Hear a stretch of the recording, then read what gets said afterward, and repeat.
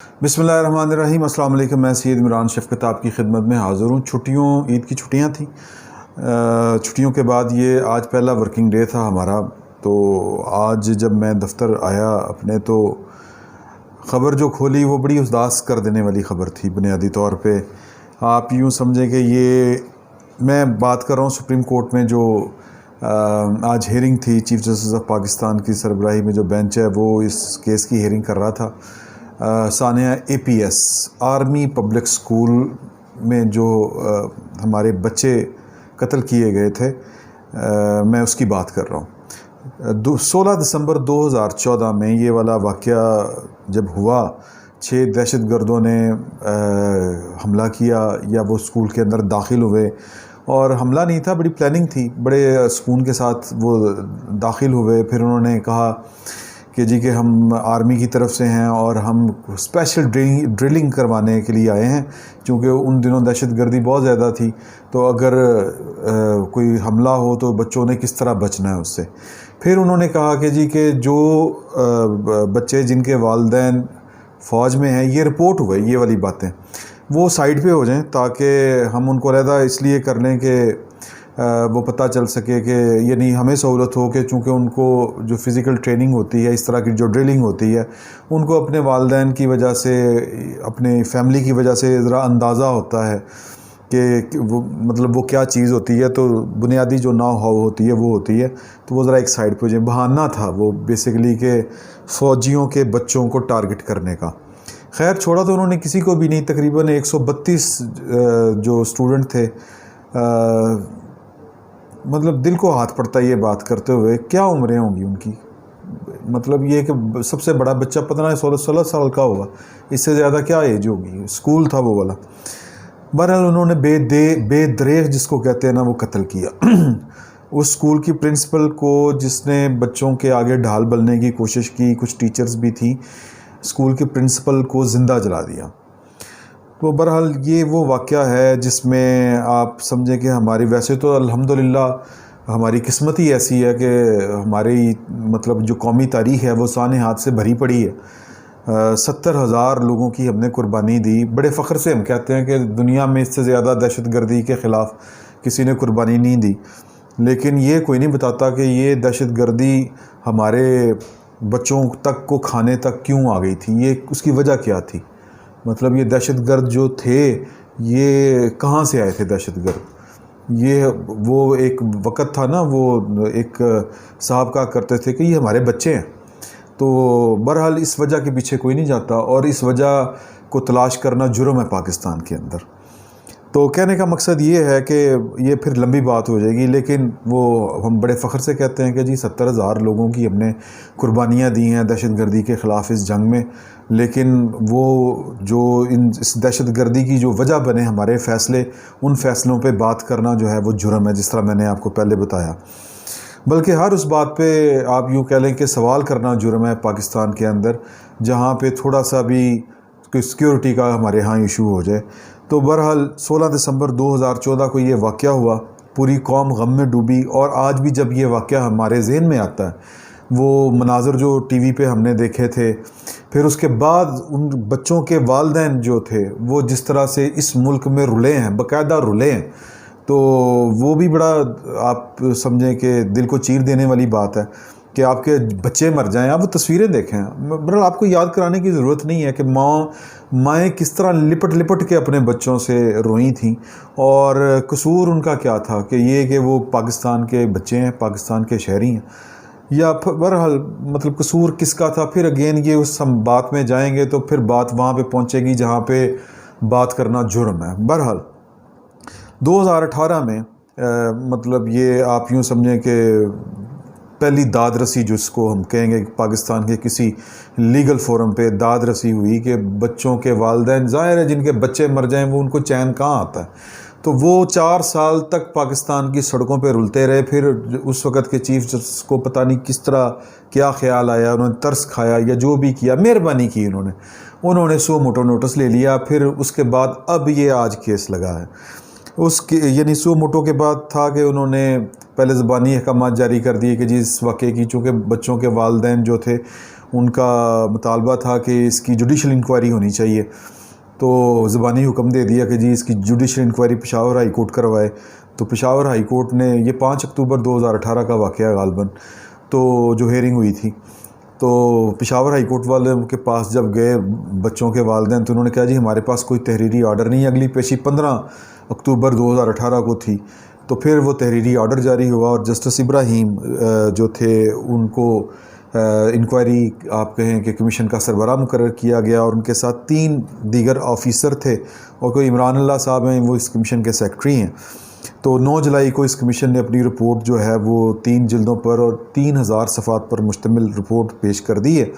پیش کیا کر دی ہے؟ مکمل کر دی ہے۔ تو سپریم کورٹ چونکہ سو موٹو تھا، اس کے پاس یہ پینڈنگ تھا معاملہ، تو بڑی مہربانی کی چیف جسٹس پاکستان نے، انہوں نے اس کی ہیئرنگ کی، اور آج جب ہیئرنگ ہوئی تو میں تو ظاہر ہے لاہور میں بیٹھا ہوا ہوں، تو جو رپورٹ ہو رہا ہے، جو ہمارے وہاں پہ دوست بتا رہے ہیں کہ وہ کربلا کے منظر تھے، دوسرے الفاظ میں والدین رو رہے تھے، جج صاحب ان کو تسلی دے رہے تھے کہ آپ کے ساتھ انصاف ہوگا، ظلم نہیں ہوگا، جو اس واقعے کے ذمہ دار ہیں وہ پکڑے جائیں گے۔ تو خیر، کہنے کا مقصد یہ ہے کہ ان کے والدین کو تو تسلی نہیں آئے گی اس طرح کی باتوں سے، کیونکہ جو پچھلے 2014 سے 2020 یہ ہو چلا ہے، 6 سال ہو گئے ہیں، اور 6 سال میں ہوا کیا ہے کہ اتفاقاً کہہ لیں یا بڑی محنت کر کے آپ نے یہ، چونکہ کارروائی ساری ٹی ٹی پی والوں نے کی تھی، تو آپ نے، اور پھر جس نے یہ ذمہ داری قبول کی تھی، احسان اللہ احسان، وہ آپ کے ہاتھ میں آتا ہے، پاکستان کے ہاتھ میں، یا آپ گرفتار کرتے ہیں، پھر پتہ چلتا ہے کہ جی کہ جو اس کی سٹوری چھپی ہوئی ہے الجزیرہ پہ غالباً ہے، کہ وہ کتنے سکون کے ساتھ اوبر میں بیٹھ کے پاکستان کے ریاستی اداروں کی تحویل سے وہ فرار ہو گیا، وہ والا بندہ، اور اب وہ پتہ نہیں کہاں پہ ہے۔ اب وہ بیٹھ کے دھمکیاں دے رہا ہے، کبھی بلاول بھٹو زرداری کو دھمکی دیتا ہے، کبھی پاکستان کی افواج کو بیٹھ کے دھمکی دیتا ہے۔ بہرحال اس کے فرار کے اوپر بھی آپ سوال نہیں کر سکتے کہ یار وہ فرار کیسے ہو گیا، اتنا جس کو کہتے ہیں انتہائی مطلوب شخص، جس کے ذمے آپ کے 130 کم از کم بچوں کا قتل ہو، نہتے بچوں کا قتل، وہ بندہ آپ کی تحویل سے بھاگ جائے اور آپ سوال نہ کر سکیں یار کہ وہ بھاگ کیسے گیا، اور جب آپ سوال کریں تو پھر اوپر سے حملے ہونے شروع ہو جائیں، یعنی احسان اللہ احسان کے ذریعے۔ تو کہنے کا مقصد یہ ہے کہ چیف جسٹس پاکستان سے بڑے مؤدبانہ انداز میں گزارش یہ ہے کہ وہ ٹھیک ہے، وہ کر لیں کوشش جو انہوں نے کرنی ہے، لیکن پاکستان میں جتنے سانحات آج تک ہو چکے ہیں اور جتنے کمیشن بن چکے ہیں، رزلٹ تو کوئی نہیں آیا ان کا۔ آپ سکوتر ڈھاکہ سے شروع ہو جائیں، وہ بھی 16 دسمبر کو ہی ہوا تھا، 16 دسمبر سے شروع ہو جائیں، کہاں سے، مطلب یہ جو وہ تھا 2 مئی والا واقعہ، وہ والا دیکھ لیں، لاپتہ افراد والا کمیشن دیکھ لیں، آپ کوئی بھی کمیشن، ہو سکتا ہے میں کوئی نام بھول رہا ہوں، کسی بھی کمیشن کی آج تک رپورٹ نہیں ہے۔ اور آج بھی یہی ہوا عدالت کے اندر کہ بچوں کے والدین نے کہا کہ ہمیں یہ رپورٹ دیں، اس میں کیا لکھا ہوا ہے، تو عدالت نے کہا کہ یہ تو خفیہ رپورٹ ہے۔ اب مجھے یہ سمجھ نہیں آتی یہ خفیہ رپورٹ کیا ہوتی ہے، وہ جن بچوں کے جن کے بچے مرے ہیں ان کے لیے یہ خفیہ رپورٹ کیا معنی رکھتی ہے؟ آخر مطلب خفیہ ہم کس سے رکھنا چاہتے ہیں؟ کیا مقتول کے جو ورثہ ہیں ان سے بڑا کوئی وکٹم ہو سکتا ہے؟ اس سے آپ کیا چیز خفیہ رکھنا چاہتے ہیں؟ میری تو یہ سمجھ میں نہیں آتا۔ دنیا بھر میں جو کمیشن ہوتے ہیں وہ ان کا بنانے کا مقصد یہ ہوتا ہے کہ پہلی بات یہ کہ ہوا کیا تھا اس کا پتہ چلے، دوسری بات یہ کہ کیسے ہوا تھا اس کا پتہ چلے، تیسری بات یہ کہ ذمہ دار کون تھا اس کا پتہ چلے۔ یہاں پہ آپ اس جو کمیشن کی رپورٹ ہوتی ہے اس پہ بھاری بھاری بکسے رکھتے ہیں اور کسی سرد خانے میں ہم بطور قوم اس کو ڈال کے پھر بھول جاتے ہیں۔ پھر جب وہ تاریخ آتی ہے 16 دسمبر 1971 کو پاکستان 2 لخت ہوا تھا، تو بیٹھ کے ہم نے نوحے پڑھنے ہوتے ہیں ٹی وی چینلز پہ، ایک فرض پورا کرنا ہوتا ہے، وہ ہم کر لیتے ہیں، اللہ اللہ خیر صلی اللہ، ورنہ دنیا بھر میں سبق سیکھے جاتے ہیں۔ یہ کمیشن جو بنانے کا مقصد ہوتا ہے وہ سمپل یہ ہوتا ہے کہ آئندہ اس طرح کا واقعہ نہ ہو، اور واقعہ کیوں نہ ہو کہ جو فلاز رہ گئے تھے، آپ کے جو کمزوریاں تھیں وہ دور کر لیں، جنہوں نے یہ کمزوریوں کا ارتکاب کیا وہ ان میں کوئی مجرمانہ غفلت تھی یا وہ مجرم تھے۔ آپ کو یاد ہوگا کہ پاکستان کے ایک ایئر بیس کے اوپر دہشت گرد گھس گئے تھے اور ہمارے اورینٹ جہاز جو تھے وہ بھی، اور پھر ہمارے جو سیکیورٹی کے اہلکار تھے ان کو بھی انہوں نے شہید کیا، جہاز تباہ کر دیے۔ تو جس رپورٹر نے یہ خبر بریک کی اس نے کہا کہ اس کا شک یہ تھا کہ یار کہ یہ جب تک کوئی اندر کا بندہ نہ ملا ہو تو اس طرح کی جو کارروائی ہو نہیں سکتی.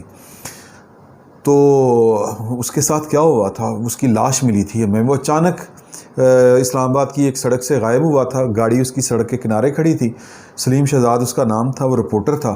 پھر اس کی ہمیں دریائے چناب کے جہلم کے اندر سے کہیں سے آگے منڈی بہاؤالدین کے پاس جا کے اس کی لاش ملی تھی.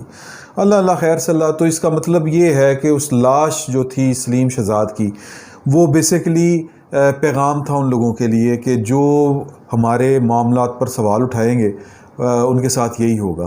تو یہ جو اے پی ایس والے ہیں, جو شہداء ہیں اور جو ان کے لواحقین ہیں, میرا تو خیال ہے انہیں بھی صبر کر لینا چاہیے. پاکستان کی تاریخ سے ان کو سبق سیکھنا چاہیے کہ وہ اس کیس کے پیچھے جتنا بھاگیں گے اتنا تنگ ہوں گے.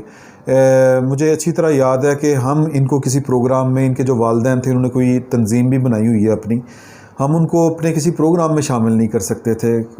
وجہ کیا تھی؟ سینسر تھا, حکم تھا کہ ان کو نہیں بلانا آپ نے. اب وہ بلانے والے کون تھے میں تو نہیں بتا سکتا. میں بتاؤں گا تو ظاہر ہے کہ میرے ساتھ بھی کچھ اچھا نہیں ہوگا, اور میں کوئی جہاد تو بیٹھ کے کر نہیں رہا. دوسری بات یہ کہ ایک بڑا ہمارے ہاں جو ہے نا ایک چادر ہے بہت بڑی تقدیس کی, کہ یہ شہید ہو گیا, اس کے اوپر شہادت والی چادر ڈالو اور معاملہ ختم. یہ اللہ کی مرضی تھی, یہ سیدھا جنت میں گیا ہے, ختم ہو گئی بات. تو اس کے خون کا کوئی حساب نہیں ہے. اس طرح نہیں, قومیں اس طرح نہیں چلتی, نہ اس طرح بنتی ہیں. والدین جو تھے, ان میں سے کسی بچے کے والد نے کہا تھا کہ میں نے اپنے بیٹے کو صبح تیار کر کے اسکول بھیجا تھا, میدان جنگ میں نہیں بھیجا تھا. یہ قتل ہے, یہ شہید تو وہ ہماری ایک ٹرم ہے نا, ہم مذہبی حوالے سے کہتے ہیں, لیکن ریاستی حوالے سے یہ شہید نہیں ہے, یہ قتل ہوئے ہیں بچے. یہ بچوں کا قتل کس کے ذمہ ہے؟ یہ سپریم کورٹ اگر اس کا سراغ لگا سکتی ہے تو یہ اس کا اس قوم پر احسان ہوگا. ورنہ باقی سانحات میں تو آج تک پاکستان کا کوئی بھی ادارہ جو ہے وہ نہ اپنا کردار نبھا سکا ہے, اور نہ ہی لوگوں کو پتہ چل سکا ہے کہ کون اس کا ذمہ دار تھا. میں اس کی مثال دیتا ہوں آپ کو سکوتر ڈھاکہ کی. سکوتر ڈھاکہ میں ہم نے ایک بہت پروپوگیٹ کیا کہ جی یہ بھٹو غدار تھا.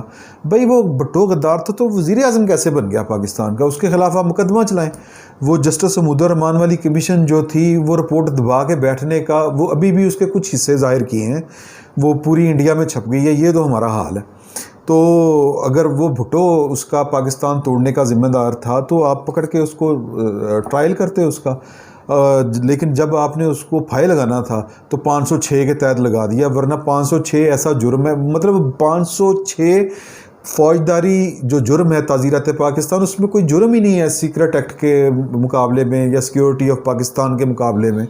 تو پاکستان یا غداری کے مقابلے میں کوئی جرم ہی نہیں ہے. اس میں آپ نے اس کو پھانسی پہ لگا دیا ہم نے.